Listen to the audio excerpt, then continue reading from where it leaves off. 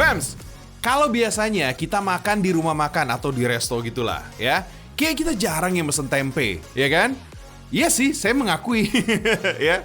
Cuma, tapi hati-hati, tempe ini kini ya, tempe di Nusantara ini udah mendunia banget loh. Beneran, gak percaya? Yuk, kita simak liputannya.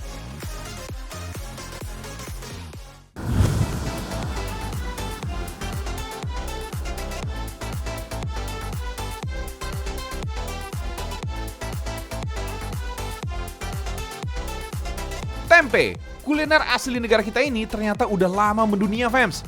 Tempe udah jadi menu favorit di banyak negara Asia, Eropa, bahkan Amerika. Widih, Indonesia mendunia. Fams, Indonesia diketahui sebagai negara yang menjadi pasar kedelai terbesar di Asia. Sebanyak 50% dari konsumsi kedelai Indonesia menjadi bahan dasar untuk memproduksi tempe.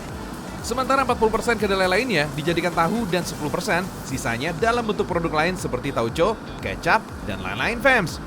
Negara kita yang menjadi negeri tanah lahirnya tempe ini kini menduduki posisi pertama sebagai negara produsen tempe terbesar di dunia.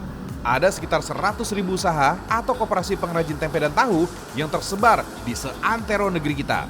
Identik dengan makanan wong cilik, rumah produksi tempe ternyata nggak semuanya dijalankan secara tradisional. Di Bogor, Jawa Barat, ada juga nih rumah produksi tempe yang dijalankan secara profesional. Tentunya dengan standarisasi tinggi, bukan cuma nasional, bahkan internasional.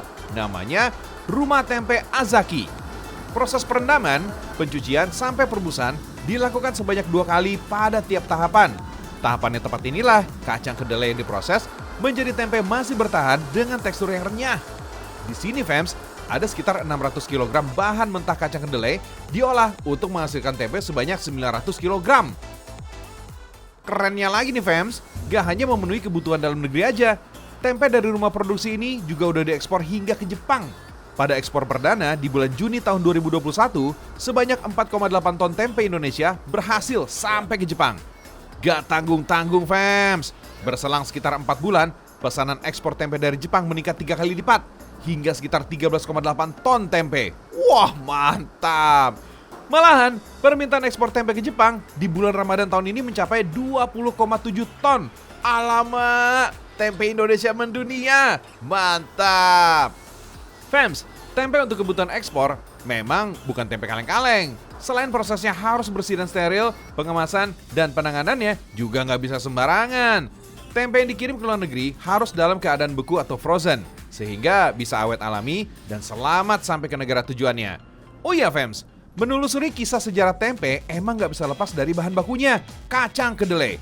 Terciptanya tempe semula berawal dari kedelai hitam yang banyak tumbuh di tanah Jawa. Nama jenis kacang-kacangan ini udah tertulis dalam catatan Jawa yang populer pada abad ke-12 atau 13 Masehi, fams.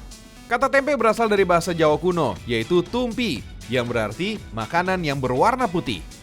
Sebagai makanan yang udah ada sejak dulu, tempe menjadi bagian sejarah negeri kita dari waktu ke waktu.